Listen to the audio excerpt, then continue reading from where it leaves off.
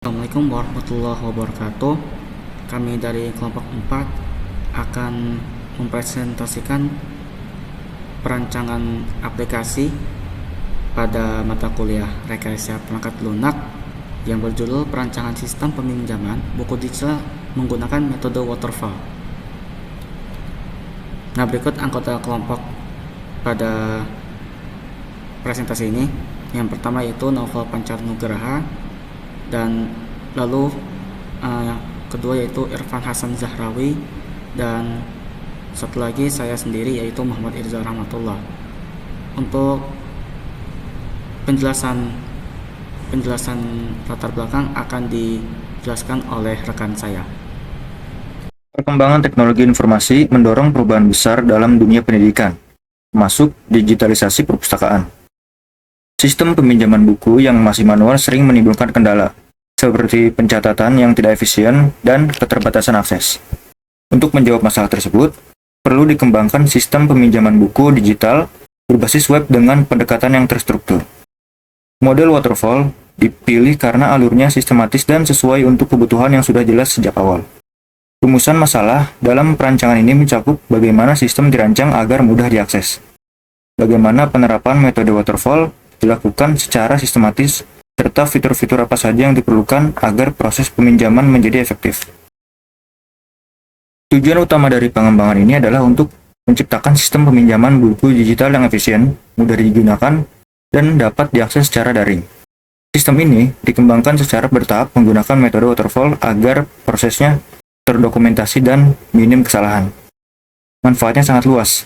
Pengguna bisa meminjam buku tanpa harus ke perpustakaan, sedangkan pengelola dapat mengatur data secara otomatis dan lebih praktis. Sistem ini juga mengurangi penggunaan kertas dan mendukung digitalisasi layanan. Ruang lingkup sistem mencakup peminjaman buku digital dalam tanda kurung PDF oleh dua tipe pengguna, admin dan anggota. Fitur yang tersedia meliputi login, pencarian buku, peminjaman, pengembalian otomatis, dan riwayat transaksi. Sistem tidak mencakup denda, pembayaran, atau skala besar. Sistem dikembangkan menggunakan metode waterfall, sebuah pendekatan linear di mana setiap tahapan dilakukan secara berurutan, dimulai dari analisis kebutuhan, dilanjutkan dengan perancangan antarmuka dan basis data, lalu implementasi dalam bentuk program. Setelah sistem dibangun, dilakukan pengujian untuk memastikan fungsi berjalan sesuai tujuan, dan diakhiri dengan tahap pemeliharaan agar sistem tetap stabil dan dapat dikembangkan lebih lanjut. Pendekatan ini dipilih karena cocok untuk proyek dengan ruang lingkup yang telah terdefinisi sejak awal. Pengertian dari RPL, Rekayasa Perangkat Lunak, adalah cabang ilmu komputer yang berfokus pada pengembangan perangkat lunak secara sistematis dan terstruktur. Metode waterfall sering digunakan karena alurnya yang linear dan terdokumentasi, cocok untuk proyek dengan kebutuhan yang sudah jelas. Dalam pengembangan sistem informasi perpustakaan, teknologi yang digunakan umumnya berbasis web. Hal ini memudahkan akses melalui browser, tanpa perlu instalasi tambahan, serta mendukung berbagai perangkat seperti laptop dan smartphone. Bahasa pemrograman dari sistem ini dikembangkan menggunakan PHP untuk logika server, HTML, CSS, JavaScript untuk antarmuka pengguna yang menarik dan interaktif. Untuk frameworknya, yang digunakan adalah Laravel yang mendukung arsitektur MVC atau model view controller. Laravel menyediakan fitur seperti routing, autentikasi, validasi data, dan ORM yang mempercepat proses pengembangan dan pengelolaan data. Sistem memanfaatkan MySQL sebagai DBMS. MySQL dipilih karena ringan, open source, dan mendukung integrasi yang baik dengan Laravel. Semua data buku, pengguna, serta transaksi peminjaman dan pengembalian dikelola secara efisien melalui sistem ini. Berbagai penelitian sebelumnya telah banyak membahas sistem informasi perpustakaan berbasis web, terutama dalam pengelolaan peminjaman buku. Sebagian besar menggunakan metode waterfall karena cocok untuk pengembangan yang kebutuhannya sudah ditentukan sejak awal. Ini ada beberapa ringkasan dari studi terdahulunya, yaitu ada Nurhayati, sistem perpustakaan SMK berbasis web. Lalu ada Ahyani dan Saumi, fokus pada efisiensi pencatatan dan pelaporan. Lalu ada Maulana dan Mujiono, menggunakan PHP dan MySQL, sistem jenis tersebut. karena skornya 92,53%. Dan lalu ada Nur Septaji dan Ramdhani, penerapan waterfall untuk sistem real-time perpustakaan sekolah dengan pendekatan UML. Dan yang terakhir ada Alamsyah dan Ayuning Tias, yaitu SDN Tegalangus beralih dari pencatatan manual ke sistem web. Selanjutnya akan dibacakan oleh rekan saya. Oke, berikutnya adalah bab 3. Bab 3 ini adalah analisis sistem. Yang pertama ada kebutuhan sistem. Kebutuhan sistem terdiri dari 2 kategori, yaitu kebutuhan fungsional dan kebutuhan non-fungsional. Kebutuhan fungsional sendiri terdiri dari fitur registrasi dan login untuk pengguna, pencarian buku berdasarkan judul penulis atau kategori, meminjam dan mengembalikan buku, serta admin dapat menambah, mengubah, dan menghapus data buku. Lalu, sistem menyimpan riwayat peminjaman dan pengembalian pengguna. Sementara untuk kebutuhan non-fungsional, sistem dapat diakses melalui browser tanpa instalasi tambahan, interface yang ramah dan mudah digunakan, lalu data transaksi dan pengguna tersimpan secara aman di database. Nah, berikutnya adalah aktor dan use case. Aktor pada sistem ini adalah admin dan user, di mana admin mengelola data buku dan pengguna, sementara user melakukan peminjaman buku dan pengembalian buku. Di sini dapat dilihat user itu dapat melakukan login dan registrasi, lalu mencari buku, pinjam buku, kembalikan buku, dan mengecek riwayat peminjaman. Sementara admin bisa melakukan login, cari buku, mengecek riwayat peminjaman, dan yang spesial ini adalah mengelola data buku, yaitu menambah, mengedit, dan menghapus. Nah, berikutnya adalah flowchart. Simpel saja, untuk admin dia login, mengelola data buku, lalu melihat riwayat peminjaman dan keluar. Sementara untuk user, login, mencari buku, pinjam buku. Nah, jika tidak meminjam, maka dia akan keluar. Sementara jika dia meminjam, maka data akan tersimpan dan dia baru akan keluar. Berikutnya ada DFD, ini yang level 0 atau yang simpelnya. Jadi pengguna itu atau user, dia akan menginput peminjaman ke sistem peminjaman buku. Lalu admin akan menerima input. Setelah itu, admin akan mengkonfirmasi peminjaman dan pengguna atau user mendapatkan konfirmasi peminjaman. Nah, berikutnya ada DFD level 1, ini yang rumit karena panjang dan jadi terlihat kecil. Intinya admin itu bisa mengecek riwayat, bisa mengupdate data buku,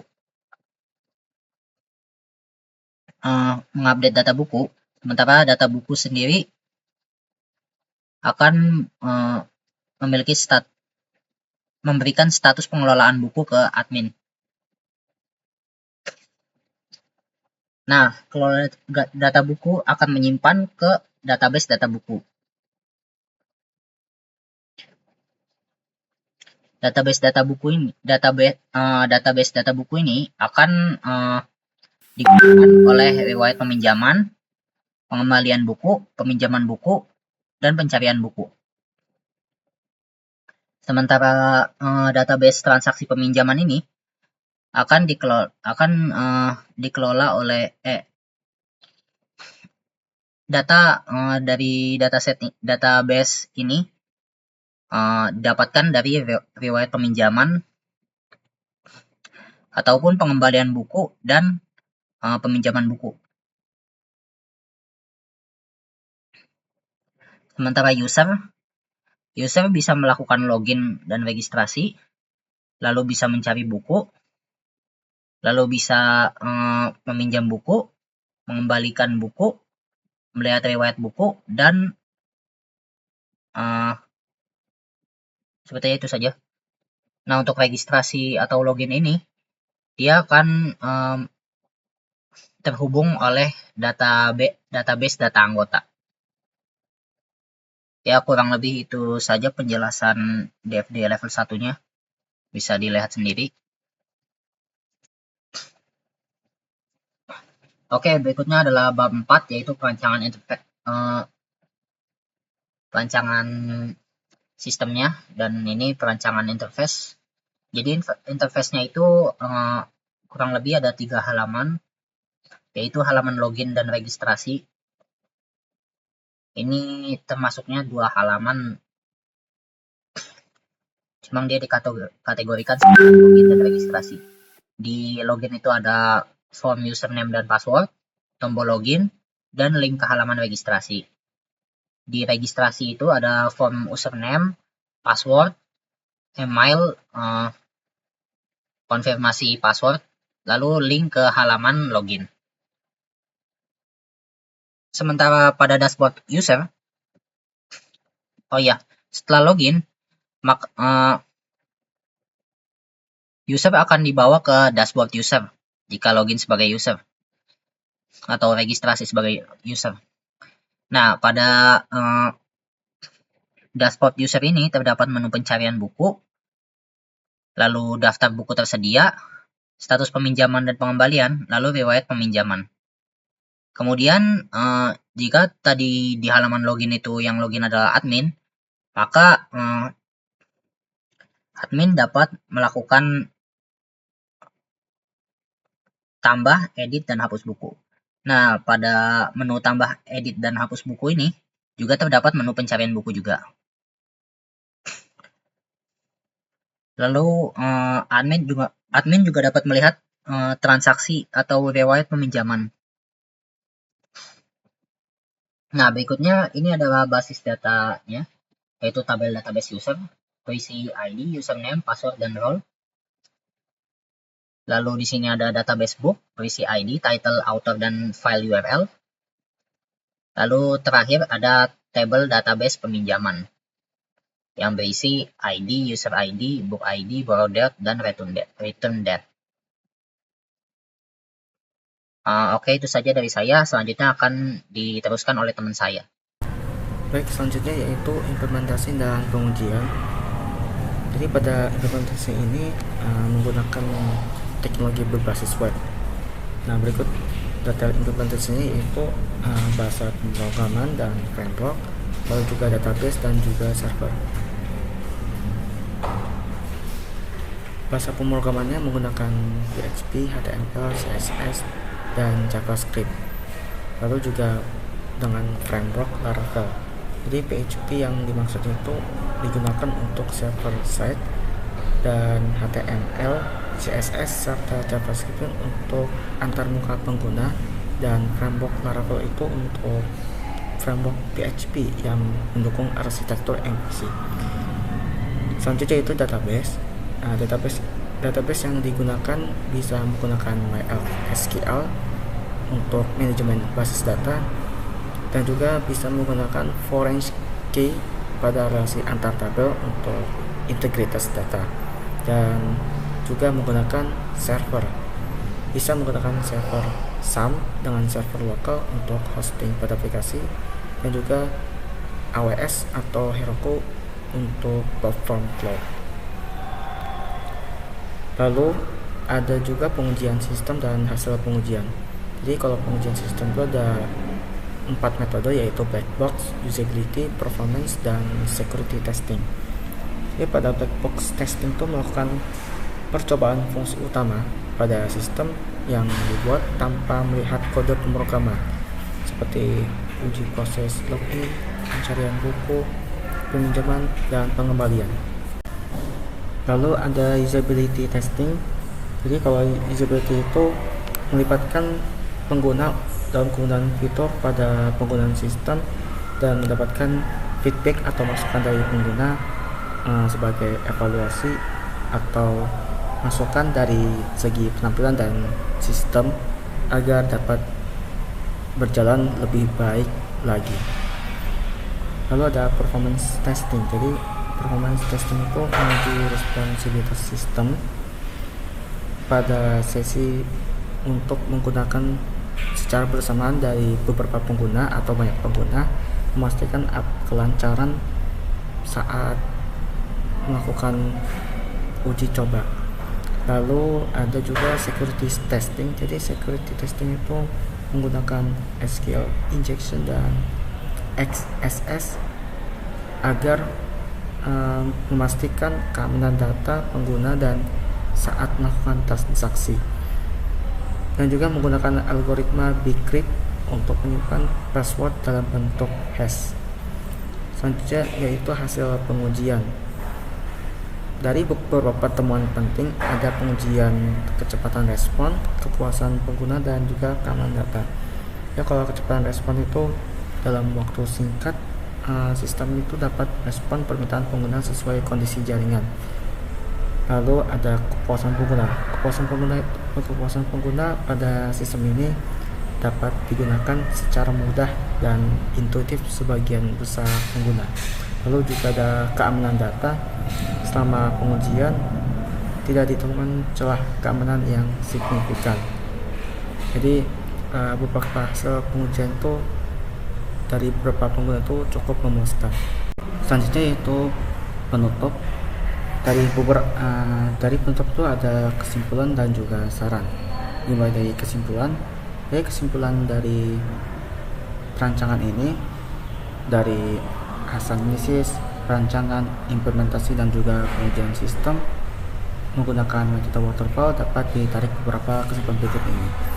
Yang pertama yaitu efektivitas metode waterfall, yaitu pengguna metode ini dalam pengembangan buku digital yang dipinjam terbukti efektif karena prosesnya yang sistematis dan baik.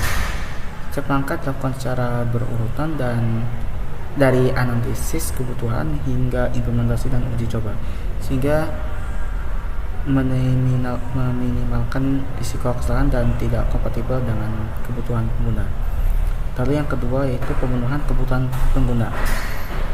Pada sistem ini yang cenderung memenuhi kebutuhan utama yaitu akses dengan mudah, proses mencari, meminjam, dan mengembalikan buku digital.